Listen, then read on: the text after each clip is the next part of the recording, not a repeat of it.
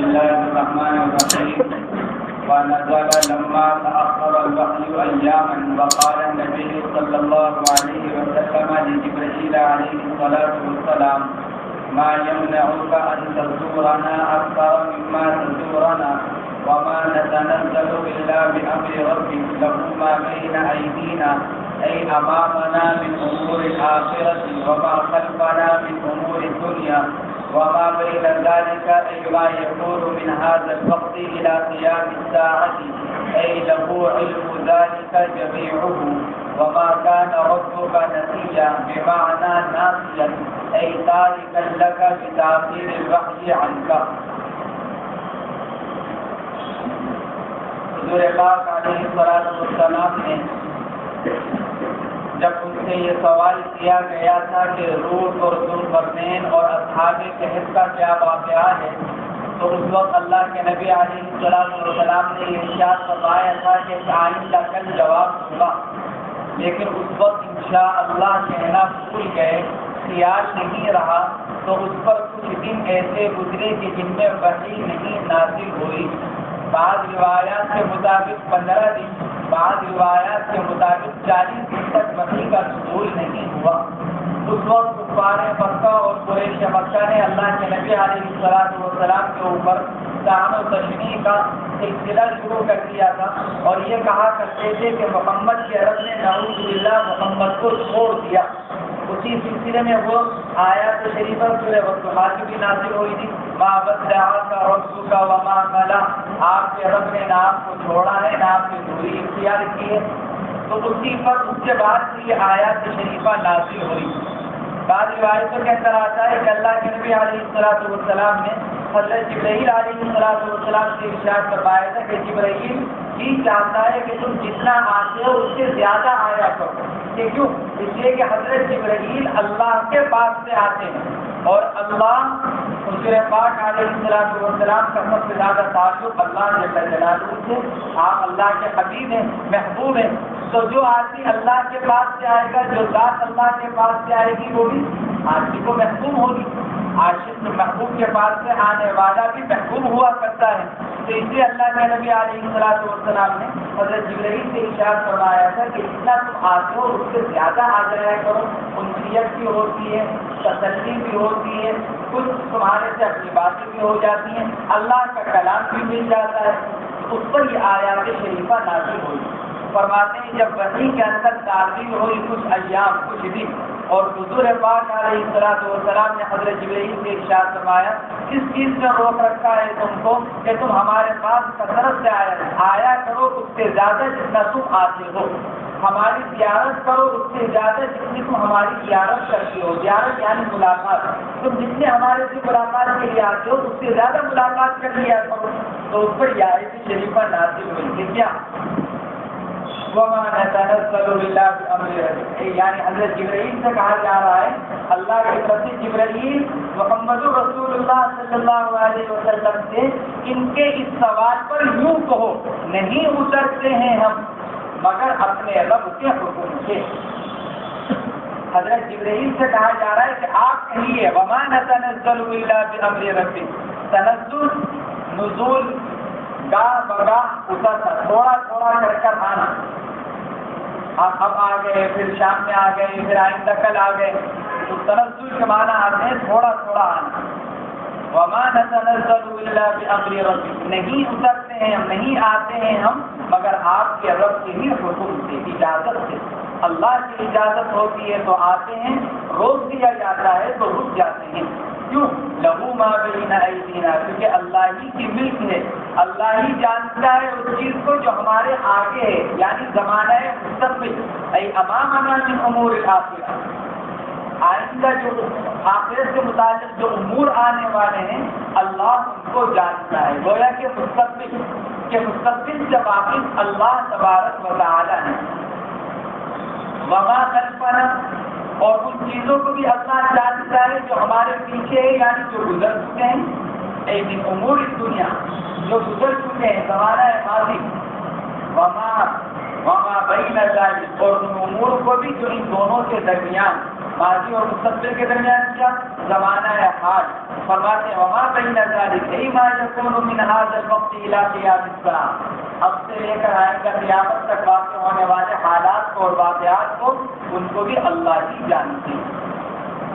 ایک معنی تو اس کا یہ کیا گیا، بعض مفسرین فرماتے ہیں لہو ما بین ایدینا، اللہ ہی جانتا ہے جو ہمارے آگے ہے، آسمان سے زمین کی طرف آ رہا ہے فرشتہ تو اس کے آگے کیا ہے زمین، وما خلفنا، اور ان سے متعلق بھی اللہ ہی جانتا ہے جس کو ہم پیچھے چھوڑ کر آ رہے ہیں یعنی آسمان، وما بین ذلک، اور آسمان و زمین کے درمیان کا جو خلا اور فضا ہے ان کا تمام علم اللہ جی کو حاصل ہے۔ لہو ما بین ایدینا زمانہ مستقبل یا زمین، وما خلفنا زمانہ ماضی یا آسمان، وما بین ذلک زمانہ حال یا آسمان و زمین کے درمیان کی فضا اور خلا۔ اے لہو علم ذلک جمیعہ، یعنی اللہ ہی کو ان سب کا مکمل علم ہے۔ بعض جزئیات کا علم بعض لوگوں کو ہو سکتا ہے، جیسے حضرات انبیاء کرام کو بعض چیزوں کا علم دے دیا جاتا ہے، ملائکہ کو بعض چیزوں کا علم دے دیا جاتا ہے، لیکن ان چیزوں کا بھی تفصیلی علم کس کو جمیع لہو علم ذالک جمیعہ، اے تفصیلا، ہر چیز کا تفصیلی علم کس کے پاس ہے؟ اللہ کے پاس۔ ہاں کسی چیز کا اجمالی علم اوروں کے پاس بھی ہو سکتا ہے، اجمالی جیسے موجودہ زمانے کے اندر الٹرا ساؤنڈ کے ذریعے سے یہ پتہ کیا جا سکتا ہے کہ عورت کے پیٹ میں لڑکا ہے کہ لڑکی، یہ اجمالی علم ہے، مشین کے ذریعے سے پتہ چل گیا کہ ایک عورت کے پیٹ میں حمل سے ہے، عورت حاملہ ہے، اب اس کے پیٹ میں لڑکا ہے یا لڑکی، لیکن اس کا تفصیلی علم یہ صرف اللہ جانتے ہیں۔ تو اجمالی علم کسی کو حاصل ہو سکتا ہے کسی چیز سے متعلق، لیکن اسی چیز کا تفصیلی علم اس کے مکمل جزئیات اور تفصیلات کے ساتھ یہ خاصہ ہے صرف اللہ تبارک و تعالی۔ اے لہو علم ذالک جمیعہ وما کان ربک نسیا، اے ناسیا، آپ کا رب آپ کو بھولنے والا نہیں ہے، اور جب بھولنے والا نہیں ہے اے ذالک لک بتاثیر الوحی، جب رب آپ کو بھول نہیں رہا ہے تو پھر آپ کو چھوڑنے والا بھی نہیں۔ تو تاثیر وحی، آپ سے تاثیر وحی کے ذریعے سے آپ کا رب آپ کو چھوڑنے والا نہیں ہے۔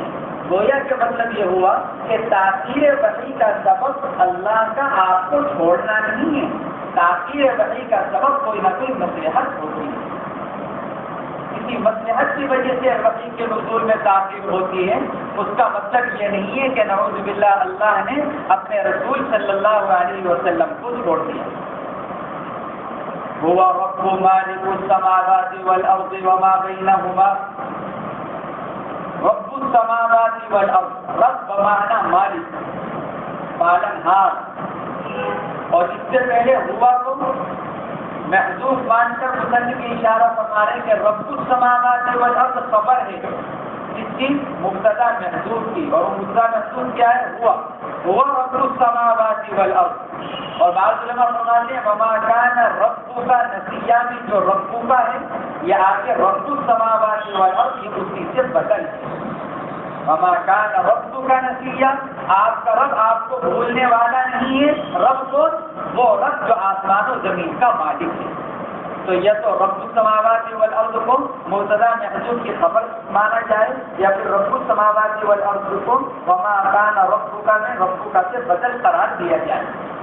فاعبدہ واصطبر لعبادتہ، اور جب اللہ ہی آسمان و زمین کا مالک ہے تو پھر عبادت اسی کی کیجیے، اسی کی عبادت کیجیے۔ واصطبر لعبادتہ، عبادت کرنے کے ساتھ ساتھ اس کی عبادت پر جمے رہیے۔ ایک معنی تو یہ واصطبر لعبادتہ، اس کی عبادت پر جمے رہیے، حالات کی وجہ سے آگے پیچھے نہ ہوئیے، یا پھر واصطبر لعبادتہ اے اصبر علیہا، عبادت کے کرنے پر جو مشقت اور تکلیفیں آئیں ان کے آنے پر صبر کیجیے۔ یا تو یہ کہ عبادت پر جمے رہیے، اللہ ہی کی عبادت کیجیے اور اس کی عبادت پر جم جائیے، یا پھر یہ کہ اللہ کی عبادت کیجیے اور عبادت کے کرنے پر جو تکالیف اور مشقتیں آئیں ان کے اوپر صبر کیجیے، وَاصْطَبِرْ لِعِبَادَتِهِ۔ گویا کہ یہ اشارہ کیا گیا اور بتایا گیا کہ عبادت پر دوام مشقت چاہتا ہے۔ جو آدمی عبادت پر دوام کرے گا، مداومت اعمال کے اوپر غلام حال اس کے اوپر مشقت آئے گی، اس لیے کہ جو آدمی اعمال کا پابندی کرنے والا ہوگا تو بعض اوقات اعمال کے مقابلے پر اس کی ضرورتیں آئیں گی، اس کے حالات آئیں گی۔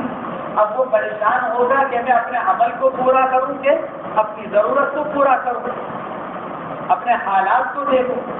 اس لیے فرمایا گیا کہ عبادت پر دوام سے مشقت آئے گی تو ان مشقت پر صبر کیجیے، یعنی جمے رہیے۔ وَاصْطَبِرْ لِعِبَادَتِهِ هَلْ تَعْلَمُ لَهُ سَمِيًّا۔ نبی جی کیا آپ اللہ کا کوئی ہم نام بھی جانتے ہیں؟ هَلْ تَعْلَمُ لَهُ سَمِيًّا، کیا جانتے ہیں آپ اللہ کا کوئی ہم نام ہے؟ مسمن بذالک، کوئی ایسی ذات ہے جس کا نام اللہ رکھا گیا ہو۔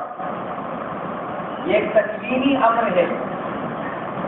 کفار مشرکین اللہ کے علاوہ بہت سی چیزوں کو معبود بناتے ہیں، بنایا ہے اور بناتے ہیں اور آئندہ بھی بنائیں گے، لیکن ایک یہ تکوینی چیز اللہ کی طرف سے یہ ہے کہ باوجود بہت سارے معبودان باطلہ ہونے کے کسی بھی معبود کا نام اللہ نہیں رکھ سکتے۔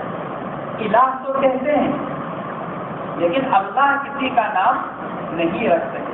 بعض روایتوں کے اندر، بعض آثار کے اندر آتا ہے کہ ایک عورت نے اپنے بچے کا نام اللہ رکھا، اسی وقت آسمان سے آگ آئی اور اس نے اس بچے کو جلا کر ختم کر دیا۔ ایک عورت نے اپنے بچے کا نام، مفسرین نے لکھا ہے کہ ایک عورت نے اپنے بچے کا نام اللہ رکھا تو آسمان سے ایک آگ آئی اور اس نے فوراً بچے کو جلا دیا۔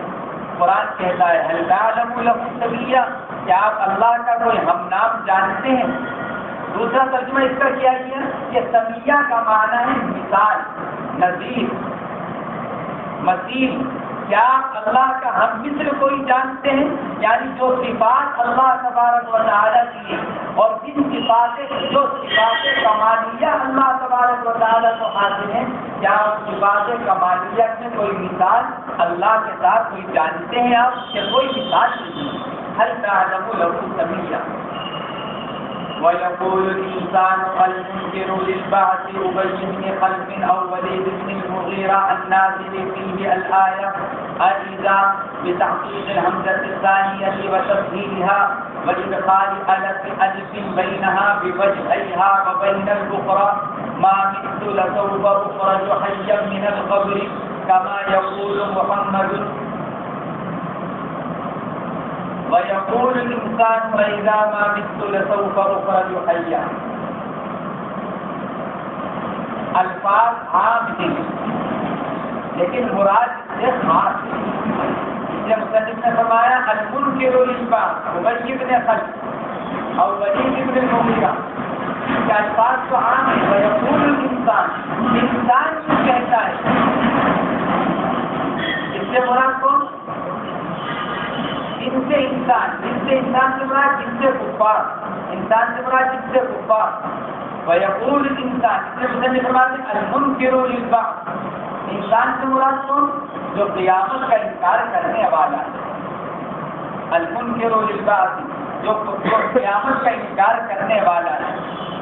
اس اعتبار سے انسان صرف کفار کو شامل ہے، ایمان والوں کو نہیں، کیونکہ مومن منکر بعث نہیں ہوتا، منکر آخرت نہیں ہوتا۔ تو معلوم ہوا کہ انسان کے عموم میں تو سب ہیں، مومن بھی اور کافر بھی۔ وَيَقُولُ الْإِنسَانُ، تو انسان کے عموم میں تو مومن بھی ہے اور کافر بھی ہے، لیکن جب آگے کہہ دیا وَيَقُولُ الْإِنسَانُ الْمُنْكِرُ لِلْبَعْثِ، تو معلوم ہوا کہ انسان سے مراد ان سے کفار، مومن کو یہ لفظ شامل نہیں ہے۔ اس سے مراد بعض مفسرین نے لکھا ہے کہ آیت کریمہ نازل ہوئی ابی بن خلف کے بارے میں۔ ایک مرتبہ یہ ابی بن خلف گزر رہا تھا، بہت سی حجیہ پڑی ہوئی تھی، ایک ہڈی کو اٹھایا اور اس کو یوں اپنے ہاتھ سے مسلا اور مسل کر کہنے لگا کہ یہ محمد نعوذ باللہ یوں کہتے ہیں کہ دوبارہ پھر زندہ کر اٹھایا جائے گا، تو یہ جو ہڈی بالکل بوسیدہ اور چورا ہو چکی ہے کیا اس کو دوبارہ زندہ کیا جا سکتا ہے؟ یعنی میں نہیں مانتا۔ اس پر یہ آیت شریفہ نازل ہے۔ عبداللہ ابن عباس رضی اللہ تعالیٰ عنہ فرماتے ہیں ولید ابن مغیرہ کے بارے میں نازل ہوئی، مصنف فرماتے ہیں ابی ابن خلف اور ولید ابن المغیرہ اور حق کے لیے، یا تو ابی ابن خلف کے حق میں یا ولید ابن مغیرہ کے حق میں۔ النازل فی ای فی احدہما، دونوں میں سے کسی ایک کے بارے میں یہ آیت شریفہ نازل ہوئی۔ کیا اذا ما مت لسوف اخرج حیا، کیا جب میں مر جاؤں گا تو مجھ کو نکالا جائے گا دوبارہ، یا مجھ کو نکالا جائے گا زندہ کر قبر سے۔ لسوف اخرج حیا، کیا جب میں مر جاؤں گا تو کیا عنقریب مجھ کو نکالا جائے گا زندہ کر قبر سے۔ یہ کہا اس نے لسوف اخرج حیا، حیا حال ہے جو تاکید کے لیے ہے کہ کیوں؟ اس لیے کہ جب قبر سے اٹھایا جائے گا تو زندہ ہی کر تو اٹھایا جائے گا۔ تو لسوف اخرج من القبر، اور درمیان میں جو حیا ہے یہ تاکید کے لیے، حال تاکید کے لیے، لسوف اخرج حیا من القبر اور من حال الموت، دوبارہ زندہ کر اٹھایا جائے گا۔ کہاں سے؟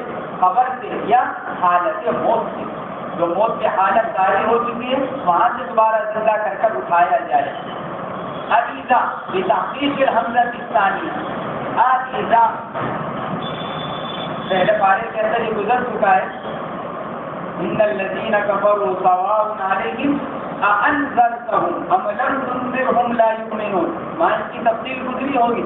مصنف فرماتے ہیں مصنف اس لیے اشارہ کر رہے ہیں، کیا اشارہ کر رہے ہیں؟ الحمزہ الثانی بتحقیق الحمزہ الثانیہ، اذا دو حمزہ جمع ہو گئے ہیں، فرماتے ہیں کہ حمزہ ثانیہ کی تحقیق اور تسہیل دونوں، یعنی اس کو سہولت کے ساتھ پڑھنا ظاہر کیے بغیر، وَإِدْخَالِ أَلِفٍ بَيْنَهَا، یا پھر ان دونوں کے درمیان میں الف کو داخل کیا جائے، اذا الف کو کھینچ کر پڑھا جائے، بوجہیہا ای بتحقیق الحمزہ الثانیہ وبتسہیلها، دونوں صورتوں کے ساتھ الف کو دونوں کے ساتھ داخل کر پڑھا جا سکتا ہے۔ کیا اذا ما مت لسوف اخرج حیا، جب میں مر جاؤں گا تو عنقریب مجھ کو نکالا جائے گا زندہ کر قبر سے، جیسا کہ کہتے ہیں یہ محمد، کما یقول محمد، یہ اس کا مقولہ ہے، جیسے یہ محمد دعویٰ کرتے ہیں کہ دوبارہ زندہ کر اٹھایا جائے، کیا اس کو اس ہڈی کو دوبارہ زندہ کیا جا سکتا ہے؟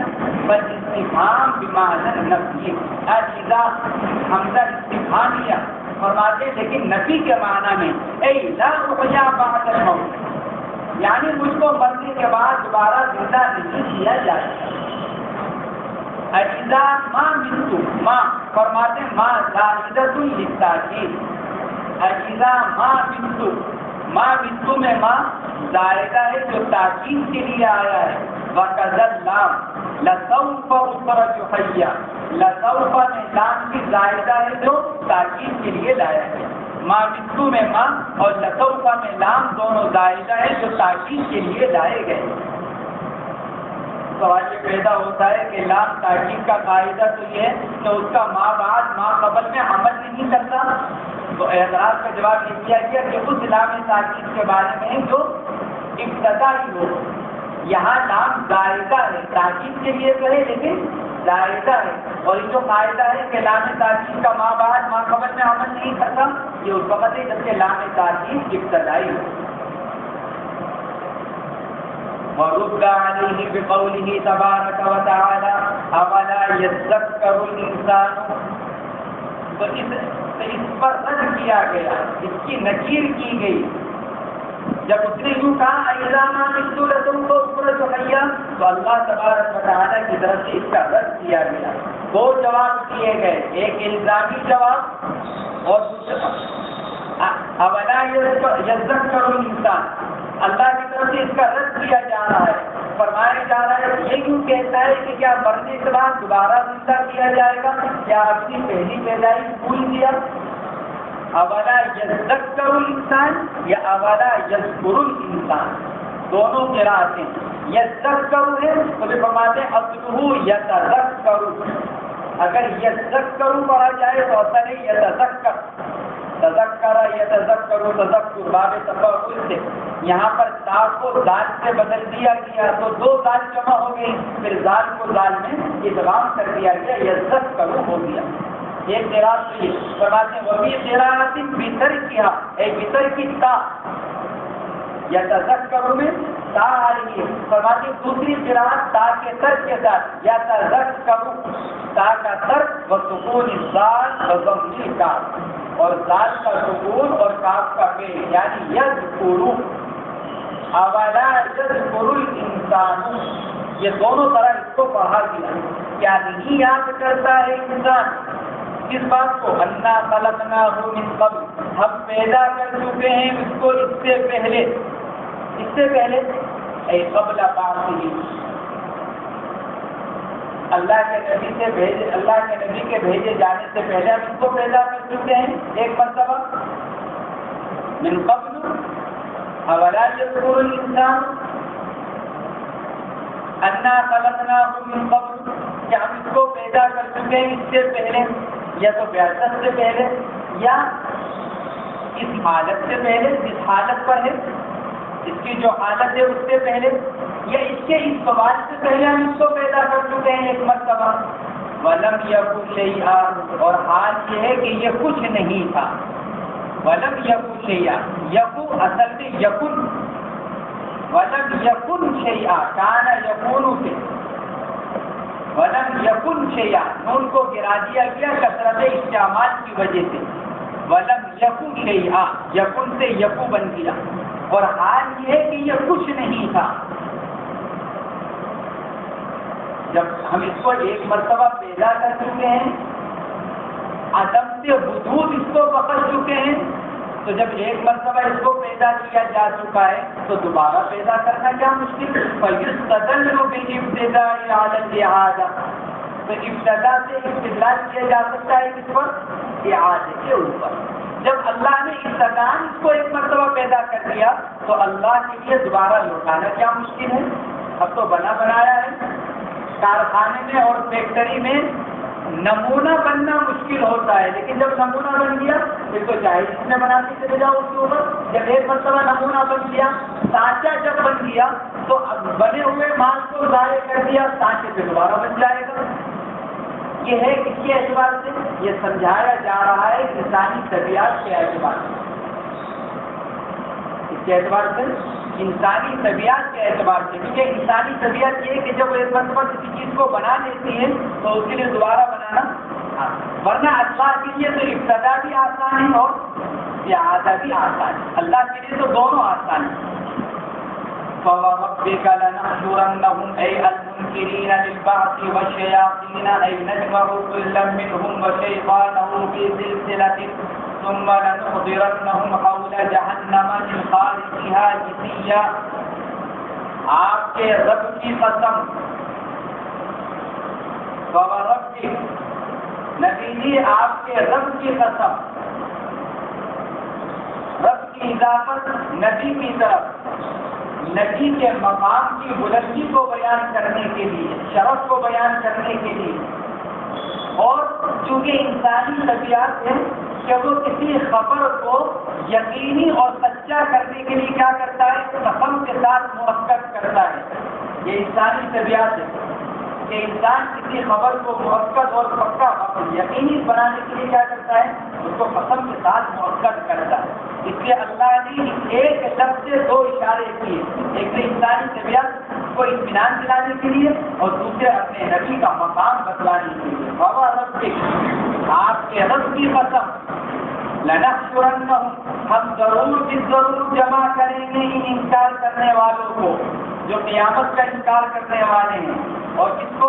والشیاطین، ان کے جو شیاطین ہیں، ہر انسان کے ساتھ جو اس کا شیطان ہے، ہر انسان کے ساتھ اللہ ایک قرین بناتا ہے، جس کو ہم سایہ بھی کہا جاتا ہے۔ سایہ یہ تو انسان کا سایہ ہے، ہر ایک انسان کے ساتھ ایک شیطان پیدا کیا جاتا ہے، ہر انسان کے ساتھ. خود حضور پاک علیہ السلام نے فرمایا میرے ساتھ بھی میرا شیطان پیدا کیا گیا لیکن اسلم، میرا شیطان کیا ہو گیا؟ مسلمان. اللہ نے اس کو غیر ایمان والا نہیں چھوڑا، اس کو بھی مسلمان کر دیا. اور ایک قرات پڑھی گئی ہے اسلم، میرے ساتھ بھی شیطان پیدا کیا گیا لیکن مجھے اس سے محفوظ کر دیا گیا. میں محفوظ ہوں، اسلم میں محفوظ ہوں. جیسے اسلم وہ اسلام لے آیا، وہ مسلمان ہو گیا. تو اللہ فرماتا ہے فَوَرَبِّكَ لَنَحْشُرَنَّهُمْ وَالشَّيَاطِينَ، ہم ان کو منکرین بعض کو اور شیاطین کو یعنی ان میں سے ہر ایک کو جمع کریں گے. ان میں سے ہر ایک کو اس کے شیطان کو جمع کریں گے. اس حال میں کہ آدمی یعنی کافر اور اس کا شیطان دونوں ایک زنجیر میں بندھے ہوئے ہوں گے. کافر اور شیطان دونوں ایک زنجیر میں بندھے ہوئے ہوں گے. فی سلسلۃ، ایک زنجیر میں بندھے ہوئے ہوں گے. ثم لنحضرنهم حول جہنم، پھر ہم حاصل کریں گے ان سب کو جہنم کے ارد گرد یعنی خالد جہنم، گھٹنوں کے بل گرے ہوئے. جسیہ جمع جاسم کی، گھٹنوں کے بل گرا ہوا ہوگا، جو گھٹنوں کے بل بیٹھے ہوئے ہوں گے. جو مجرم ہوتے ہیں ان کو جو بٹھایا جاتا ہے وہ گھٹنوں کے بل بٹھایا جاتا ہے. تو اللہ فرماتا ہے کہ ہم ان کو جمع کریں گے. پھر اس بعد ثم تاخیر کے لیے آتا ہے، یعنی گویا کہ انسانوں کو پہلے حساب و کتاب کے لیے جمع کیا جائے گا اور اس میں وقت لگے گا. جیسا کہ فرمایا گیا قیامت کا ایک دن 1000 سال کے برابر ہوگا. الف سنۃ مما تعدون، دنیاوی اعتبار سے جو تم 1000 سال شمار کرو گے اس کے برابر آخرت کا ایک دن ہوگا. تو سب لوگوں کو حشر میں میدان محشر میں جمع کیا جائے گا کتاب و کتاب کے لیے. پھر اس کے بعد ثم لنحضرنهم حول جہنم جثیا، حساب و کتاب کے بعد جو جہنمی ہوں گے ان کو ہم حاصل کریں گے جہنم کے اثرات میں. من خارجھا، جہنم کے اندر نہیں بلکہ کہاں؟ باہر. کیوں؟ تاکہ جنتی بھی ان کو دیکھیں اور جنتی ان کو دیکھ کر اللہ کا شکر ادا کریں. جنتی بھی موجود ہوں گے، جہنمی بھی موجود ہوں گے. جہنمیوں کو لے جا کر جہنم کے اثرات میں پھر کھڑا کر دیا جائے گا، جمع کیا جائے گا اور جنتی ان کو دیکھ رہے ہوں گے کھڑے ہوئے اور دیکھ کر اللہ کی نعمتوں پر شکر ادا کریں گے. ادھر تو یہ ہوگا اور ادھر جب یہ جنتی ان جہنمیوں کا حال دیکھ کر واپس جنت میں جائیں گے تو ان جہنمیوں کے حسرت میں اضافہ ہوگا. کاش کہ ہم نے دنیا کے اندر اللہ کو مان لیا ہوتا، اللہ کے ایک ہونے کا اقرار کر لیا ہوتا، حضور پاک علیہ السلام کی رسالت کو تسلیم کر لیا ہوتا تو آج ہم بھی اس جہنم سے بچ کر جنت میں چلے جائیں.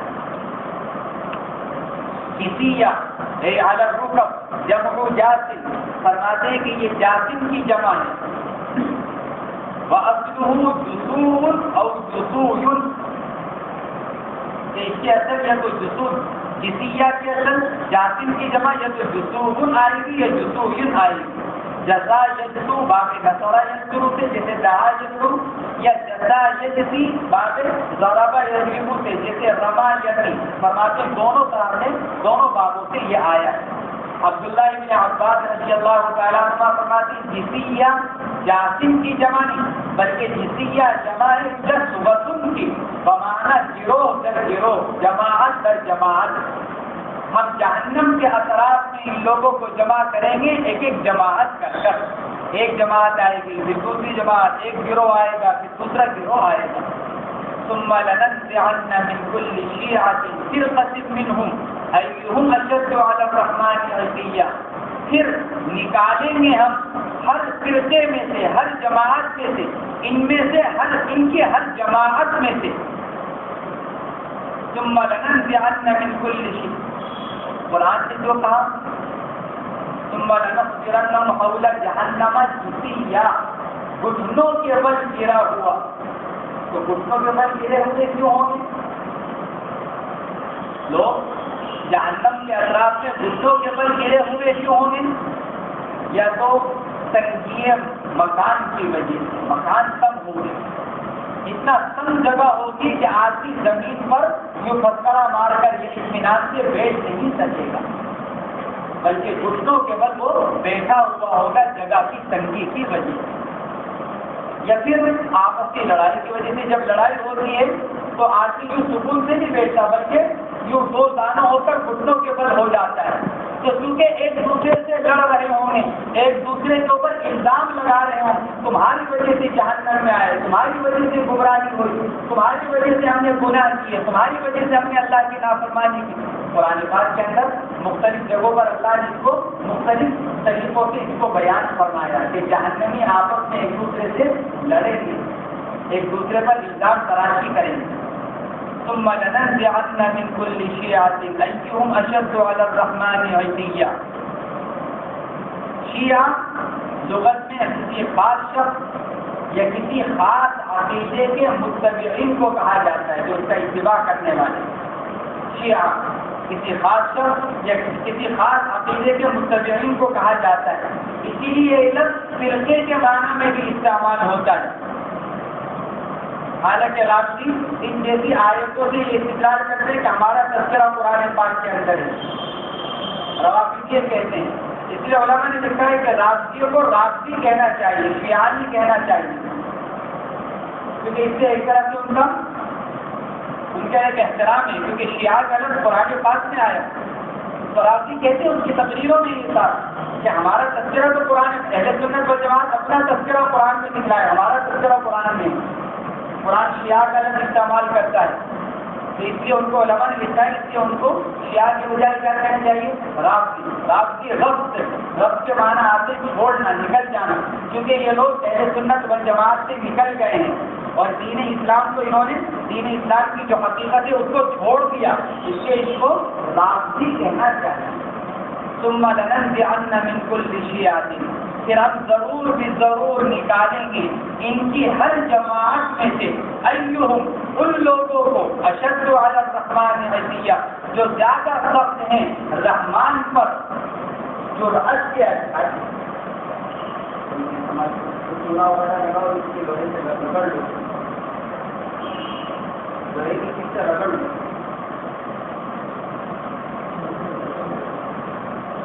ایہم اشد علی الرحمن عتیہ، عتیہ مصنف نے اس کی تفسیر کی ہے جرأۃ، جرأت یعنی معاصی، نافرمانی۔ کون زیادہ جرأت کرنے والا ہے اللہ کے مقابلے پر، اور اللہ کے خلاف جرأت کون کرے گا؟ جو نافرمانی کرنے والا ہوگا۔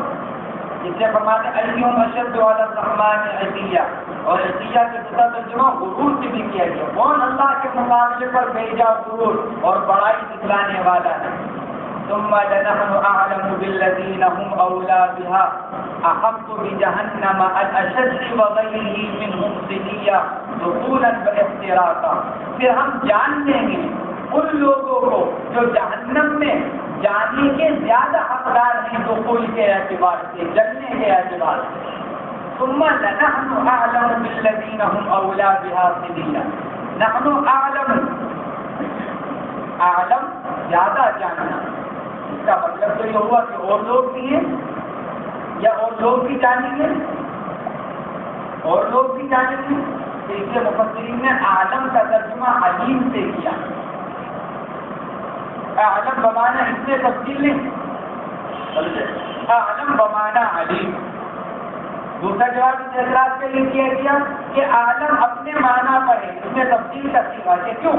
اس لیے کہ انسان کے اعمال سے واقف تو کرامن کاتبین بھی ہیں، وہ فرشتے جو اعمال کو نامہ اعمال لکھنے والے ہیں، نامہ اعمال محفوظ کرنے والے ہیں، جو نامہ اعمال لے کر آئیں گے قیامت کے دن، وہ لوگ بھی تو انسانی اعمال سے واقف ہیں۔ ان کے مقابلے میں تو اب یہ بھی واقف، یہ بھی واقف، یعنی اللہ بھی واقف، یہ بھی واقف، ان میں زیادہ واقف کون؟ اللہ تبارک و تعالی۔ ثم لنحن اعلم، اعتراض یہ پیدا ہوتا ہے کہ اس وقت جا کر اللہ کو پتہ چلے گا کہ کون زیادہ بڑا نافرمان ہے، یا اس سے پہلے معلوم نہیں؟ کہ نہیں، یہ انسانوں کے اعتبار سے اللہ تو جانتے ہیں، اللہ اس دن لوگوں کے سامنے ظاہر کریں گے ایسے لوگوں کو ثم لنحن اعلم، ہم جانیں گے یعنی ہم اپنا علم لوگوں کے سامنے ظاہر کریں گے. ہم تو اصل سے جانتے ہیں لیکن لوگ نہیں جانتے. بہت سے بروں کو لوگ اچھا سمجھتے ہیں، یہ حقیقت میں برا لیکن سمجھا جاتا ہے اچھا. ہم ان کی برائی کو قیامت کے دن لوگوں کے سامنے ظاہر کریں.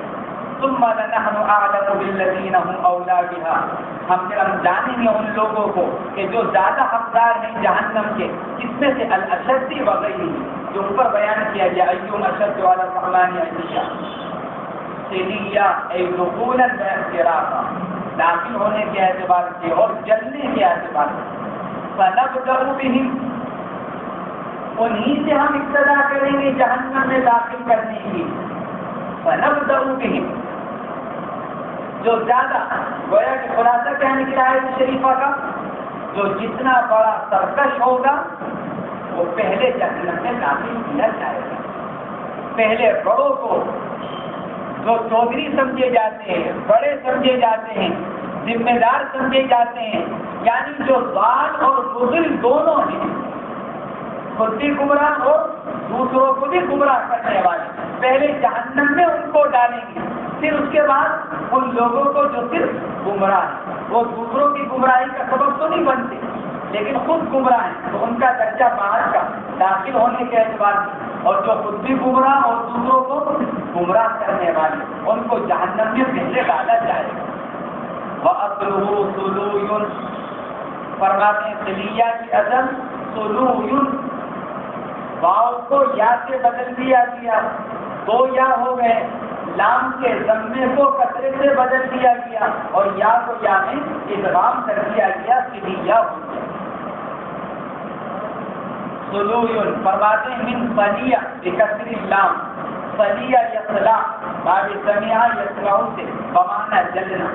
وفتحہ فرماتے ہیں بکسر اللام وفتحہ، صلیہ بکسر اللام یصلع یصلی باب ضرب یضرب سے فرماتے ہیں دونوں بابوں سے یہ آتا ہے. وَإِنْ أَيْمَا مِنْكُمْ أَحَدٌ إِلَّا وَارِدُهَا أَيْ دَاخِلُ جَهَنَّمَ كَانَ عَلَى رَبِّكَ حَتْمًا مَّقْضِيًّا. وَإِنْ مِنْكُمْ إِلَّا وَارِدُهَا، نہیں ہے تم میں سے کوئی مگر وہ جہنم پر آنے والا ہے. وَإِنْ مِنْكُمْ إِلَّا وَارِدُهَا، تم میں سے ہر ایک، نہیں ہے تم میں سے کوئی مگر واردھا، ورود کے معنی مصنف نے کیے داخل دخول کے، ورود بمعنی دخول، یہ ترجمہ مصنف نے کیا کہ ورود بمعنی دخول. ایک ترجمہ تو یہی کیا گیا کہ ورود کے معنی دخول کے ہیں. بعض روایات کی بھی اس کی تعریف ہوتی ہے. چنانچہ دوسری جگہ بھی اللہ تبارک و تعالیٰ کا ارشاد ہے، 17ویں پارے کی آیت شریفہ ہے. اللہ تبارک و تعالیٰ نے ارشاد فرمایا 17ویں پارے کے اندر، انتم وما تعبدون من دون اللہ حسب جہنم انتم لہا واردون اے داخلون. تم اور جن کی تم عبادت کرتے ہو یہ سب کون ہیں؟ جہنم کے ایندھن، حسب جہنم، جہنم کے ایندھن، انتم لہا واردون، تم جہنم میں داخل ہونے والے. تو ورود بمعنی دخول، مصنف نے بھی یہی تفسیر اختیار فرمائی. واردھا اے داخل جہنم. اس صورت میں حضرات انبیاء کرام مستثنیٰ ہوں گے. اگر ورود بمعنی دخول لیا جائے تو پھر حضرات انبیاء کرام مستثنیٰ، وہ جہنم میں داخل نہیں ہوں گے. اور پھر اس صورت میں ہر ایک جہنم میں جائے گا، مومن ہو کے کافر. ایک مرتبہ تو جہنم میں جانا ہے، البتہ مومن کے حق میں جہنم کی آگ برد و سلام بن جائے. جیسے ابراہیم علیہ السلام کے حق میں نمرود کی آگ کو برد و سلام بنا دیا گیا. چنانچہ ایک مومن قیامت کے دن کہے گا کہ اللہ آپ نے تو فرمایا تھا وَإِنْ مِنْكُمْ إِلَّا وَارِدُهَا، کہ ہر ایک کو جہنم میں داخل ہونا ہے. میں تو جہنم میں کیا نہیں، میں تو جنت میں آ گیا. تو جواب ملے گا کہ نہیں، تم جہنم میں گئے تھے، تمہیں پتہ نہیں چلا. کیوں نہیں پتہ چلا؟ کیونکہ جہنم کی آگ برد و سلام بنا دی. ہنسی کر دی جائے گی اور سلامتی والی بنا دی جائے گی، یعنی ایسا کر دیا جائے گا کہ ایمان والے کو اس آگ سے ذرہ برابر کوئی تکلیف نہیں پہنچے گی، اور تکلیف نہ پہنچنے کی وجہ سے اس کو پتہ بھی نہیں ہوگا اگر یہ برود بمانا تو بھول دیا جائے۔ بعض صحابہ کرام کے واقعات سے بھی اس کی تائید ہوتی ہے۔ حضرت عبداللہ ابن رواحہ رضی اللہ تعالیٰ عنہ بیمار تھے، ایک مرتبہ رونے لگے، بستر پر لیٹے لیٹے ان کو روتا دیکھ کر اہلیہ محترمہ رونے لگی۔ فرمایا تم کیوں رو رہی ہو؟ کہا کہ جی آپ کو دیکھ کر رونا آ گیا کہ آپ بھی تو رو رہے ہیں، تو آپ کو روتا دیکھ کر رونا آ گیا۔ فرمایا کہ مجھے تو اس لیے رونا آیا کہ مجھے قرآن پاک کی آیت یاد آئی، وَإِن مِّنكُمْ إِلَّا وَارِدُهَا، اللہ فرماتا ہے کہ ہر ایک کو جہنم میں داخل ہونا ہے، لیکن اب یہ پتہ نہیں کہ جہنم میں داخل ہو کر میں نکلوں گا کہ نہیں نکلوں گا۔ جہنم میں تو جانا ہے، لیکن داخل ہونے کے بعد میں نکلنا نہ نکلنا یہ مجھے پتہ نہیں، اس لیے رونا آ رہا ہے۔ عمرو بن شرحبیل رضی اللہ تعالیٰ عنہ ایک مرتبہ کہنے لگے کاش کہ میری ماں نے مجھ کو نہ جانا ہوتا، کاش کہ میں زندہ نہ کیا جاتا، میں پیدا نہ کیا جاتا۔ بیوی نے کہا آخر ایسا کیا ہو گیا؟ کہنے لگے کہ وَإِن مِّنكُمْ إِلَّا وَارِدُهَا، یاد آ گیا اللہ نے یہ تو فرمایا ہے کہ ہم میں سے ہر ایک کو جہنم میں داخل ہونا ہے، لیکن یہ بھی بتلایا کہ نکلنا بھی ہوگا کہ نہیں نکلنا۔ یہ حضرات صحابہ کرام جہنم کے بارے میں کتنے متفق تھے۔ صحابی عمرو بن شرحبیل بھی صحابی ہیں، عبداللہ ابن رواحہ یہ بھی صحابی ہیں، اور صحابہ کے بارے میں اللہ تبارک و تعالیٰ نے واضح فرما رکھے ہیں، رضی اللہ عنہم ورضوا عنہ اولئک حزب اللہ، اپنی جماعت قرار دے رکھا ہے، رضا کا پروانہ دے رکھا ہے، سب کچھ ہے، لیکن اس کے باوجود وہ وَإِن مِّنكُمْ إِلَّا وَارِدُهَا۔ اور دوسرا بات مسلم نے فرمایا کہ ورود بمانا عبور، گزرنا، ورود بمانا عبور، جہنم سے گزریں گے، جہنم سے گزار دیے جائیں گے۔ اب گزرنے کی دو صورتیں ہو سکتی ہیں، پل صراط پر سے بھی گزرنے سے مراد کیا جا سکتا ہے، اس لیے کہ پل صراط کے اوپر جہنم کے اوپر بعض الفاظ ایسے ہیں جو زبان زد ہیں اگرچہ غلط ہیں، اسی میں سے ایک کیا ہے پل صراط، پل فارسی اور صراط عربی دونوں کے معنی کہیں گے جو چیز بلندی پر بنی ہوئی ہو۔ پل کے معنی بھی وہی ہے، صراط کے معنی بھی وہی ہے، لیکن زبان پر کیا ہے پل صراط، دونوں کو جوڑ کر پل کسے کہا جاتا ہے؟ اوپر سے کس طرح سے گزر، اور صراط عربی اسی کو کہتے ہیں، تو پل صراط تمہارا پل صراط کہاں ہوگا؟ جہنم کے اوپر۔ اس صورت میں ہر ایک گزرے گا، نبی ہو کہ غیر نبی، مومن ہو کہ کافر، سب اس کے اوپر سے گزریں گے۔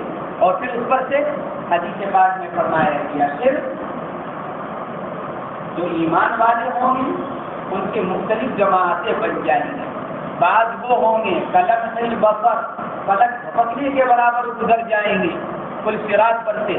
بعض وہ ہوں گے جو تیز رفتاری کے ساتھ گزر جائیں گے، جیسے گھوڑا گزر جاتا ہے تیز رفتاری کے ساتھ دوڑتا ہوا۔ اور بعض وہ ہوں گے جو آہستہ آہستہ چل کر کیا ہو جائیں گے، بعض وہ ہوں گے جو گھسٹ کر گزر جائیں گے، لیکن یہ سب وہ ہوں گے جو پار ہو جائیں گے۔ اور بعض وہ ہوں گے جن کو آکڑے لگے ہوئے ہوں گے، جن کو آکڑے پکڑ پکڑ کر جہنم میں گراتے چلے جائیں گے۔ وَإِن مِّنكُمْ إِلَّا وَارِدُهَا، تو غروب کا دوسرا ترجمہ عبور اور غروب سے کیا گیا۔ تیسرا ترجمہ کیا گیا، مطلب بیان کیا گیا کہ غروب کے معنی قرب اور رؤیت کے ہیں۔ وَإِن مِّنكُمْ إِلَّا وَارِدُهَا، تم میں سے ہر ایک جہنم کے قریب جائے گا، جہنم کو دیکھے گا۔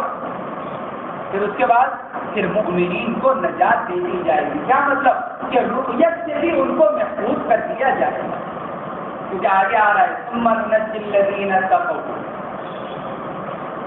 تو اللہ فرماتا ہے تم میں سے ہر ایک کو جہنم کے اندر داخل ہونا ہے، کان علی ربک حتما مقضیہ، اور یہ غرور آپ کے رب پر ایک طے شدہ امر ہے۔ حتما مقضیہ اے حتمہ وقضا به لا یترکہ، اللہ نے اس کا فیصلہ کر دیا ہے، لازم کر دیا ہے، اس کا فیصلہ کر دیا ہے، اس کو چھوڑے گا نہیں، ختم نہیں کرے گا۔ ہر ایک کے اوپر یہ غرور آنا ہے۔ اب غرور بمعنی عبور ہو یا غرور بمعنی دخول ہو، لیکن یہ اللہ نے جو اس کا فیصلہ کر دیا ہے، لازمی کر دیا ہے، یہ بطور ایجاب کے نہیں کہ اللہ نے اپنے اوپر واجب کر دیا ہے، بلکہ یہ لزوم بمقتضائے حکمت کہ کیوں، تاکہ اس کے ذریعے سے جنتی اور جہنمی کے درمیان میں فرق کیا جا سکے۔ ثم ننجی مشددا و مخففا، ننجی دونوں طرح کہا گیا۔ الذین اتقوا، پھر نجات دیں گے ہم ان لوگوں کو جو بچے شرک اور کفر سے۔ الذین اتقوا، جنہوں نے تقوی اختیار کیا، تقوی کے معنی آتے لغت کے اندر بچنا، جو بچے اس سے کفر و شرک سے، ہم ان کو بچا لیں گے جہنم سے۔ وَنَذَرُ الظَّالِمِينَ بِالشِّرْكِ وَالْكُفْرِ فِيهَا، اور چھوڑے رکھیں گے ہم جہنم کے اندر ظلم کرنے والوں کو۔ ظلم کرنے والے کو کفر و شرک کے ساتھ قرآن پاک میں فرمایا کہ ان الشرک لظلم عظیم، سب سے بڑا ظلم کیا ہے؟ اللہ کے ساتھ شریک کرنا۔ تو یہاں ظالم سے مراد کو مشرک کسی یا الگ رکب، ہم ظالمین یعنی مشرکین اور کفار کو جہنم میں چھوڑے رکھیں گے گھٹنوں کے بل گرا ہوا۔